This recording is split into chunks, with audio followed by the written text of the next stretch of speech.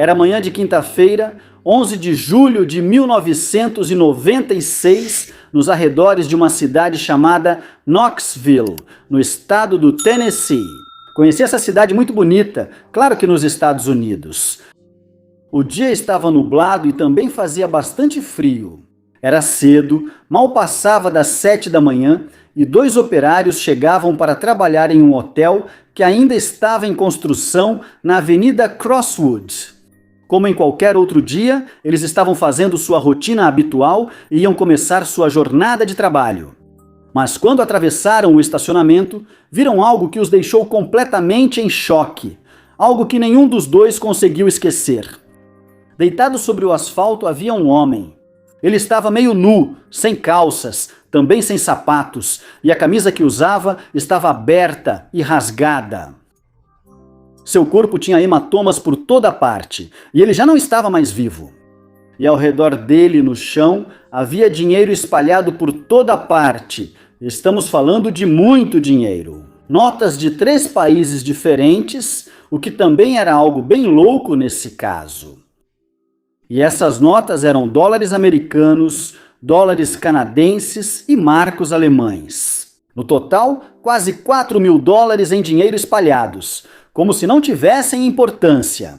A poucos metros do corpo, encontraram uma bolsa preta com recibos e mapas. Também encontraram uma pochete, ou, em inglês, fanny pack. E dentro dessa pochete havia ouro, barras de ouro, moedas de ouro e platina. Também havia joias, chaves e um par de óculos de sol. Tudo continuava intacto ao lado desse homem que, ao que parece, tinha acabado de ser assassinado. E aqui surge o primeiro raciocínio sobre esse caso. Obviamente, não mataram esse homem para roubá-lo. Se todas essas coisas, todo esse ouro e dinheiro eram realmente pertences dele. Obviamente não o mataram porque, sei lá, poderia ter sido um roubo.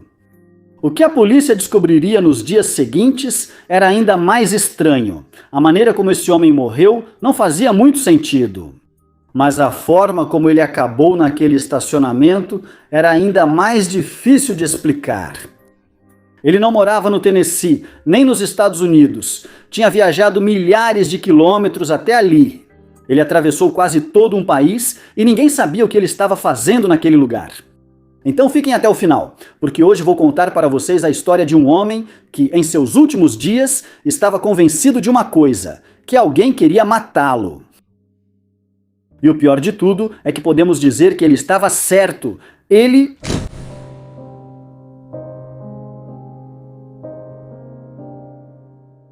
O homem que encontraram naquele estacionamento se chamava Robert Dennis Blair Adams, embora todos o conhecessem simplesmente como Blair. Ele tinha 31 anos e havia nascido em 28 de dezembro de 1964. Blair era canadense, morava em Surrey, uma cidade da província de Colômbia Britânica, no Canadá. Isso ficava muito longe do Tennessee. Praticamente estava no outro extremo do continente, estamos falando de milhares de quilômetros de distância. Era chefe de obra na construção, seu trabalho incluía supervisionar equipes e diferentes projetos de construção. Em algum momento, ele também tinha trabalhado em um projeto em Frankfurt, na Alemanha, para a construtora do padrasto dele. Por isso, conhecia esse país. Ele não tinha um passado tranquilo, já tinha tido problemas com a justiça por questões relacionadas a substâncias ilícitas e também por uma acusação de agressão. Mas tem algo importante aqui. Segundo a família dele e também os amigos, ele estava há 2 anos sóbrio, 2 anos longe das substâncias e também do álcool. Ele tentava recomeçar e organizar sua vida. Na verdade, a autópsia confirmou isso. Ele não tinha substâncias no corpo e também não tinha álcool. Blair estava totalmente sóbrio no dia em que morreu. Isso muda muita coisa, porque dessa forma descarta várias teorias, embora também abra muitas outras perguntas. Mas já vamos chegar a isso. Blair costumava frequentar reuniões dos alcoólicos anônimos, e isso fazia parte da sua recuperação, o que é normal. Mas é importante destacar que pouco tempo antes desse acontecimento, ele tinha parado de ir de uma hora para outra, sem dar nenhuma explicação clara nas reuniões.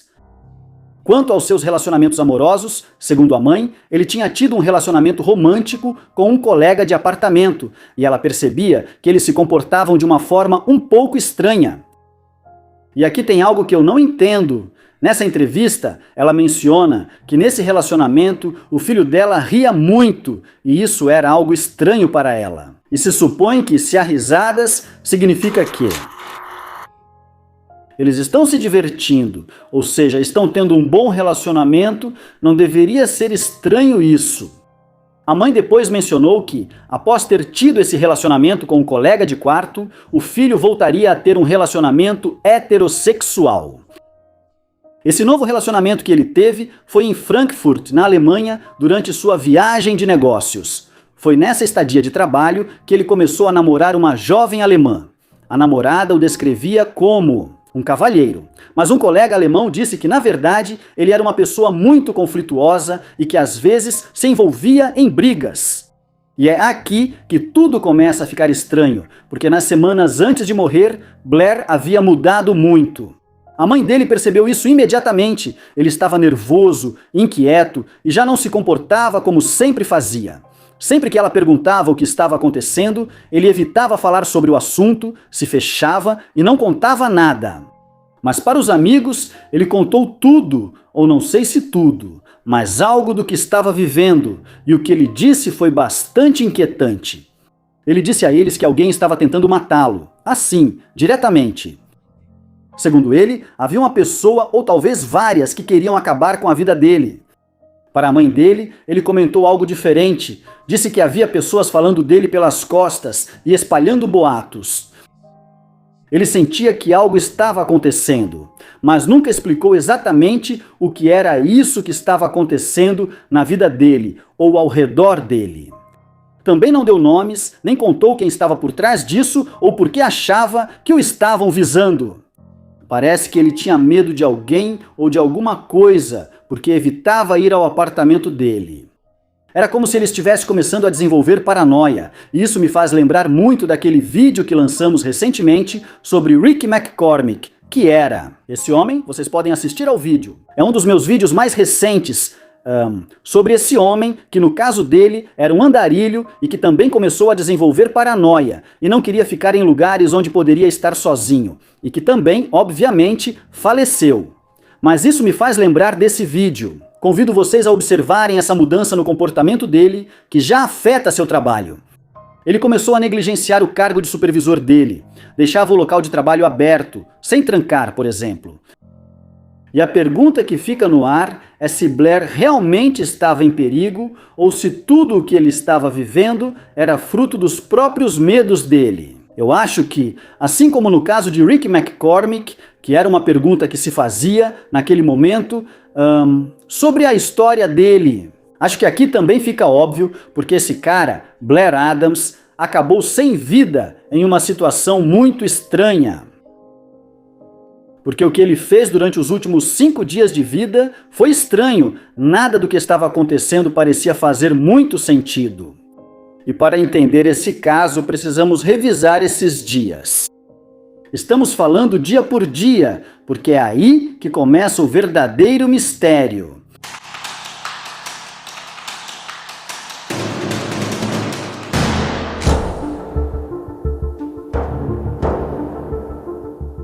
A história de como Blair Adams terminou morto no Tennessee não começa naquele estacionamento onde encontraram seu corpo. Isso começa vários dias antes. Na sexta-feira, 5 de julho de 1996, e também não começa nos Estados Unidos. Começa no país vizinho, no Canadá. Nesse dia, ele fez algo que já nos dá uma ideia de como ele estava naquele momento. Ele tinha ido ao banco, sacou quase todo o dinheiro que tinha.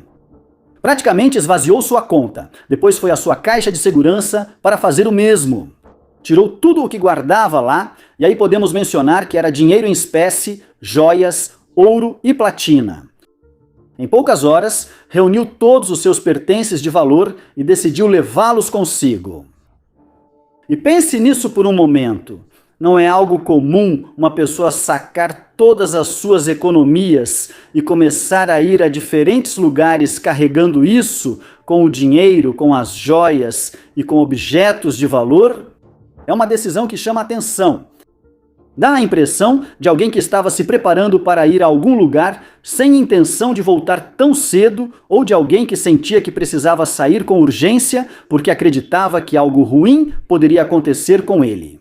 No domingo, dia 7, ele tentou entrar nos Estados Unidos. Ele pegou uma balsa de Victoria, no Canadá, mas quando chegou à fronteira, as autoridades o detiveram para fazer perguntas.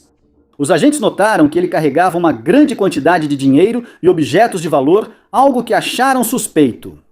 Ao verificar seus antecedentes, eles encontraram seus antigos problemas relacionados aos vícios e também aquele caso que mencionamos sobre agressão.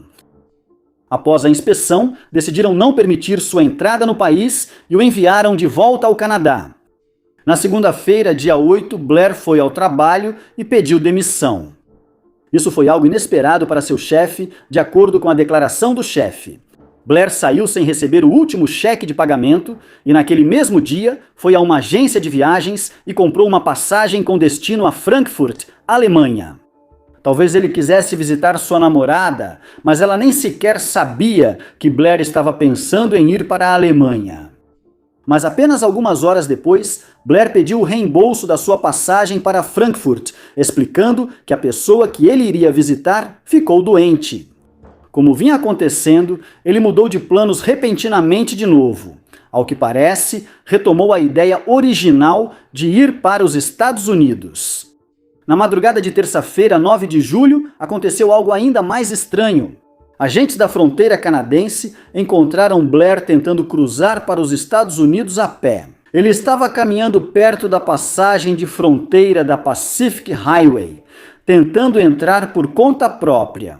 E quando o interceptaram, ele tinha vários arranhões nas pernas e nas mãos. Ele estava cheio de arranhões que eram recentes, mas ninguém conseguiu determinar como ele os tinha feito. Uma possibilidade era que ele tivesse atravessado áreas com vegetação para evitar os controles de fronteira, embora isso nunca tenha sido confirmado. E como se tudo isso não fosse suficiente, naquele momento Blair também coincidia com a descrição de uma pessoa que estava sendo procurada em relação ao roubo de um veículo. Mas Blair negou qualquer relação com esse caso, e como não havia provas que o ligassem ao roubo, no fim não apresentaram acusações e o deixaram ir. Mas aí não termina o percurso dele. Depois que o deixaram ir, ele não voltou para casa e também não parecia estar mais tranquilo.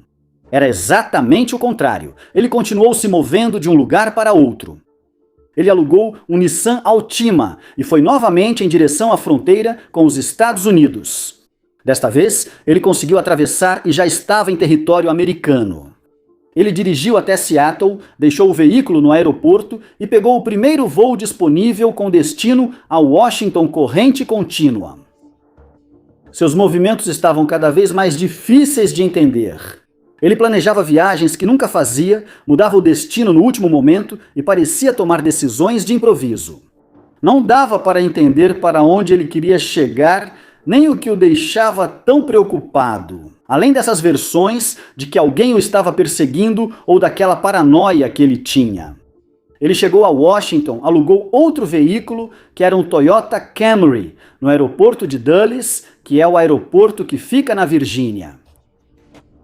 Depois disso, voltou a seguir viagem. Durante o trajeto, enquanto trafegava por uma estrada no estado da Virgínia, ele sofreu um pequeno acidente.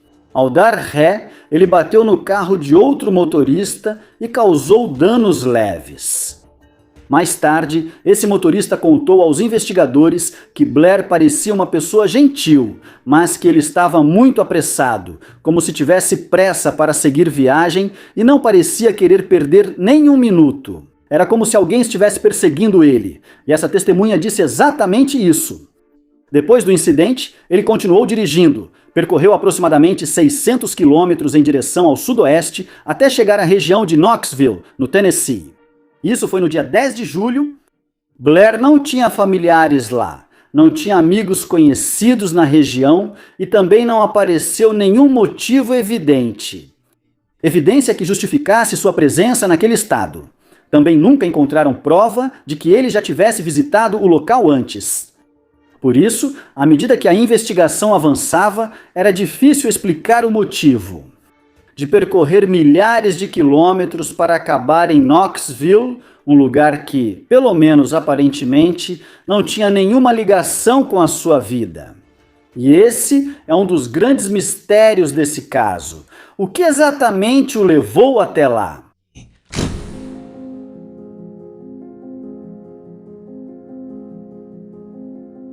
Vamos voltar até aquele último dia, 10 de julho, para entender como Blair acabou em um lugar onde depois encontrariam seu corpo. Por volta das 5h30 da tarde, foi registrado o primeiro avistamento dele em Knoxville. Foi em um posto de serviços ou um posto de gasolina localizado perto da saída de Strawberry Plains Pike.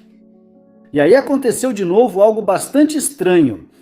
Blair estava ao lado do seu Toyota Camry, o Toyota alugado, porque não conseguia ligá-lo. Ele comentou com o funcionário do posto de gasolina, que estava tendo problemas com o veículo, então eles chamaram um serviço de assistência na estrada para ajudá-lo. Quando o técnico chegou e verificou a situação, percebeu que o carro não tinha nenhum defeito. O problema era outro. Blair estava tentando ligar o carro com uma chave que pertencia a outro veículo. Ele tinha percorrido centenas de quilômetros dirigindo aquele Toyota, mas naquele momento estava usando a chave do Nissan que tinha deixado em Seattle no dia anterior.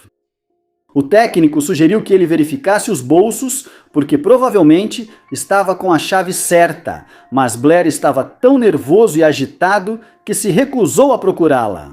E diante dessa situação, o técnico providenciou o reboque do veículo. Como Blair ficou a pé em um lugar que não conhecia, o técnico teve a gentileza de levá-lo em sua caminhonete até um hotel próximo, o Fairfield Inn. Neste hotel, as câmeras de segurança registraram Blair no saguão. Durante cerca de 40 minutos, ele ficou andando de um lado para o outro, saindo e entrando do hotel, como se estivesse pensando no que fazer ou como se estivesse esperando por algo. Parecia que ele não conseguia tomar uma decisão. Uma funcionária do hotel, que depois conversou com os policiais, disse que naquela noite viu Blair muito paranoico. Ele estava nervoso, agitado e parecia que estava esperando que alguém entrasse no hotel para procurá-lo. Às 19h, Blair pagou por um quarto com uma nota de $100, mas quando o recepcionista tentou lhe dar o troco, ele simplesmente se virou e saiu do hotel. E nem sequer esperou para receber o troco. Embora tivesse pago pelo quarto, ele nunca chegou a ocupá-lo. Não entrou no quarto, não passou a noite lá e não voltou ao hotel. Depois de sair do saguão, ele se afastou caminhando e desapareceu na escuridão da noite. Na manhã seguinte, foi quando encontraram seu corpo no estacionamento de outro hotel que ainda estava em construção na Avenida Crosswood. O curioso é que esse lugar ficava bem do outro lado da rodovia, muito perto do hotel onde ele havia pago por um quarto horas antes. Em outras palavras, Blair saiu do Fairfield Inn, atravessou a área da rodovia e acabou morto praticamente em frente ao lugar onde ele poderia ter passado a noite. Agora vamos analisar a cena com mais detalhes, porque cada elemento que encontraram torna o caso ainda mais difícil de entender. Blair apareceu meio nu, sem calças, meias ou sapatos, e sua camisa estava aberta. O estranho é que essas peças de roupa não tinham desaparecido. Sua calça, seus sapatos e suas meias foram encontrados perto do corpo, jogados na mesma área onde ele apareceu.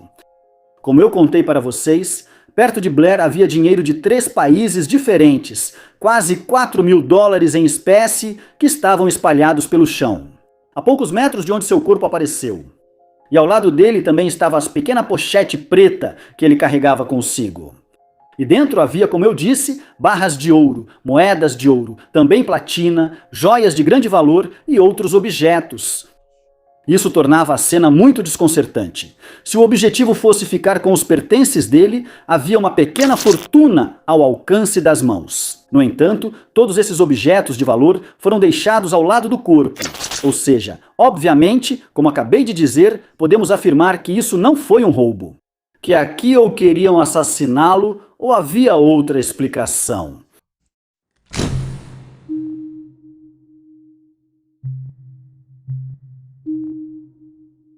O corpo de Blair foi levado ao centro médico da Universidade do Tennessee para a realização da autópsia. E os resultados ajudaram a entender que seus últimos momentos foram muito violentos. Blair tinha muitos cortes e arranhões por todo o corpo. A polícia acredita que várias dessas feridas foram causadas enquanto ele tentava se defender. Tudo indicava que ele tentou resistir e se defender antes de morrer. Não foi alguém simplesmente pego de surpresa. Havia sinais também de que houve um confronto. As mãos dele estavam ensanguentadas, como se ele as tivesse levantado para proteger o rosto. Uma das mãos dele tinha um corte profundo, e essa mesma mão estava enegrecida e machucada, como se ele a tivesse arrastado ou batido com força contra o chão. Na verdade, na mão direita dele, os peritos encontraram uma mecha de cabelo comprido, que não era dele. Provavelmente, ele arrancou uma mecha do assassino enquanto lutava por sua vida. Mas o ferimento que o matou foi outro. Ele levou um golpe no estômago tão forte que estourou o órgão por dentro.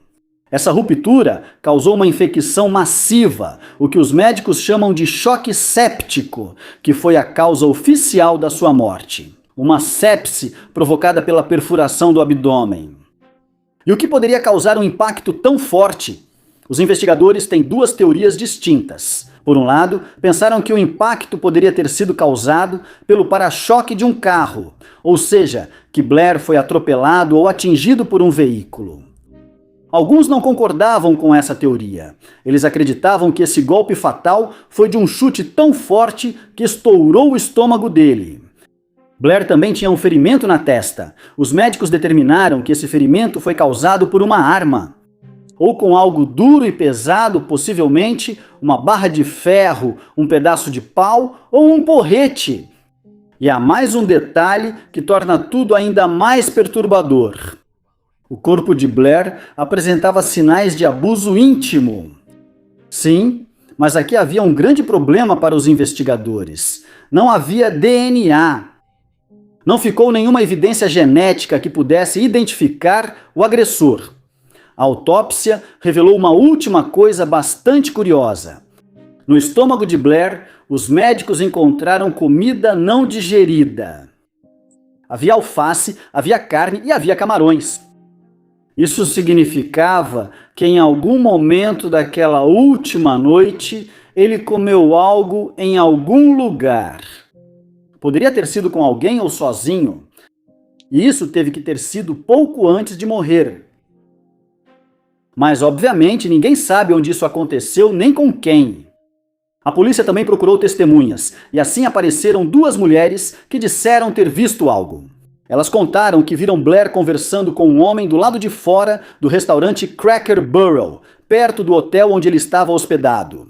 Com a descrição dessas duas mulheres, a polícia fez um retrato falado desse homem desconhecido, mas nunca conseguiu identificá-lo. Mas depois, os detetives descartaram que tivesse sido Blair quem foi visto pelas mulheres. Aqui há outro mistério. Os investigadores nunca conseguiram resolver. Existe uma lacuna de 12 horas na linha do tempo de Blair. 12 horas em que ele não esteve no hotel e ninguém sabe onde ele esteve. O que ele fez ou com quem esteve? E aqui está a parte mais triste de toda a investigação. Em uma entrevista de 2010, a própria polícia de Knoxville revelou algo. Em todos esses anos, nunca receberam uma única pista confiável. Nenhuma. Ninguém ligou com informações úteis. Não houve confissões. Ninguém delatou ninguém. E o caso ficou completamente parado. Os anos se passaram. Passou uma década, passaram 2 décadas e nada havia mudado. Ninguém foi acusado. Todas as pistas se esgotaram. O único que restou foi aquele único fio de cabelo em um saco de evidências.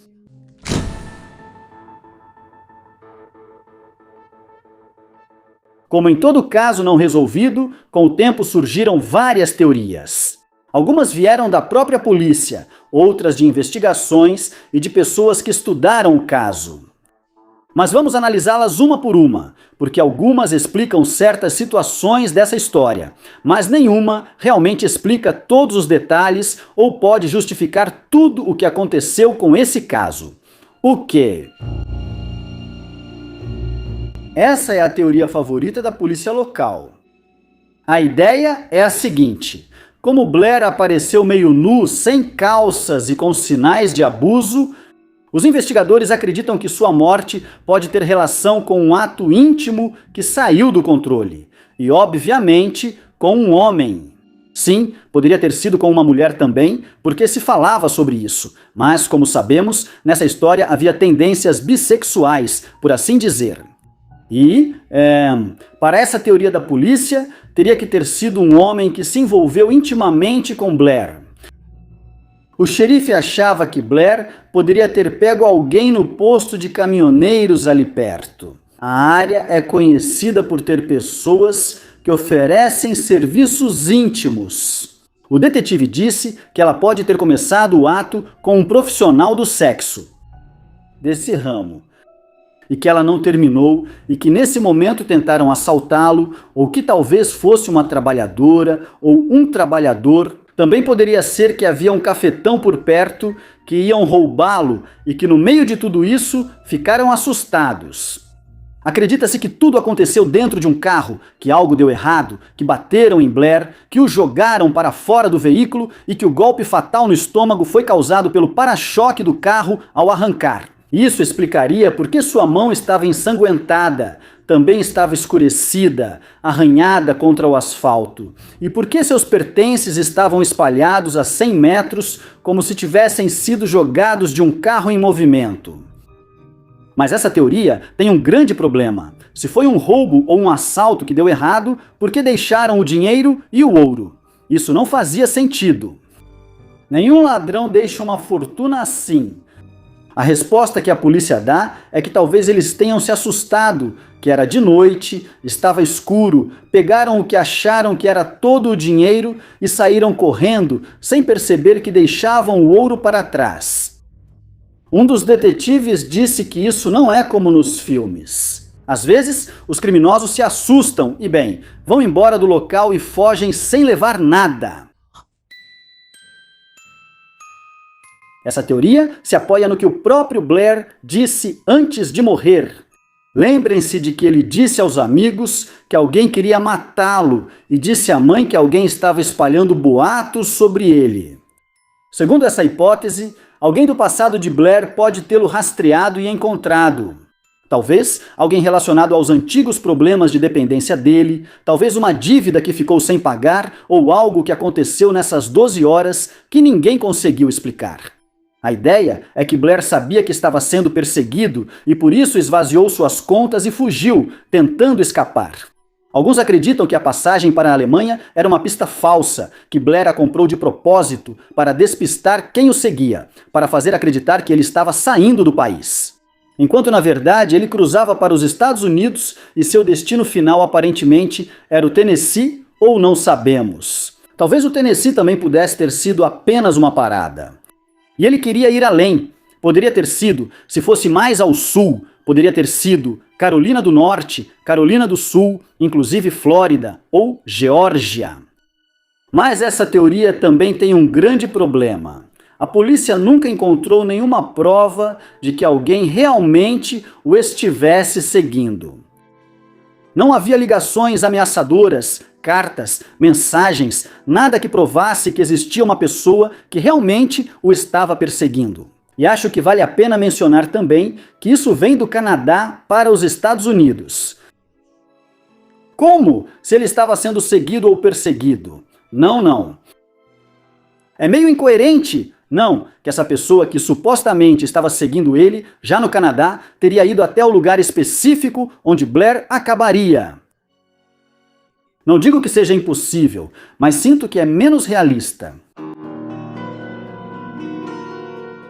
Essa talvez seja a teoria mais triste e, para muitos, a mais provável. Essa hipótese não foca em um assassino, mas sim no próprio Blair. A ideia é que Blair teve um colapso psicológico nos últimos dias. E pensem em tudo o que ele fez. Esvaziou todas as suas contas e carregou todo o seu ouro consigo. Saiu do país sem avisar direito a ninguém. Comprou uma passagem para um lugar, mas acabou indo para outro. Ele estava apressado, estava nervoso e também foi mencionado que estava paranoico. E lembrem-se do episódio da chave. Blair estava usando a chave errada. A de um carro que estava a milhares de quilômetros e ele nem queria verificar os próprios bolsos. O mecânico achou que ele estava louco. Segundo essa teoria, seu estado mental estava piorando. A paranoia de que alguém queria matá-lo pode ter sido parte desse colapso. E nesse estado, confuso e desesperado, ele acabou em um lugar perigoso à noite, onde alguém se aproveitou dele. Também temos que dizer que pode ter sido que o atingiram e por isso ele acabou desse jeito. E as pessoas, ou a pessoa que o atingiu, fugiu do local sabendo que o tinha matado. Isso também deveria ser analisado. Essa hipótese se encaixa em muitos detalhes, mas não explica tudo. Porque mesmo que Blair tivesse tido um surto mental, isso não explica quem o agrediu até matá-lo, nem o porquê. Há uma última ideia que circula entre aqueles que estudaram esse caso. Estamos falando de pessoas que, como nós, se tornam fanáticas ou obcecadas por um caso em particular e entram no Reddit e em outras plataformas para investigar mais. E a verdade é que é uma teoria ou uma hipótese bastante inquietante. Alguns acreditam que toda a cena foi montada, ou seja, que o assassino deixou o dinheiro e o ouro foi jogado ali de propósito, justamente para confundir a polícia e para que o caso fosse impossível de ser resolvido ou entendido, melhor dizendo, porque nada fazia sentido. E por que isso parece estranho demais para ser algo aleatório? Talvez esse fosse exatamente o ponto. A ideia é que alguém queria que isso parecesse um mistério sem pé nem cabeça. E se essa era a intenção, tem que admitir que conseguiram.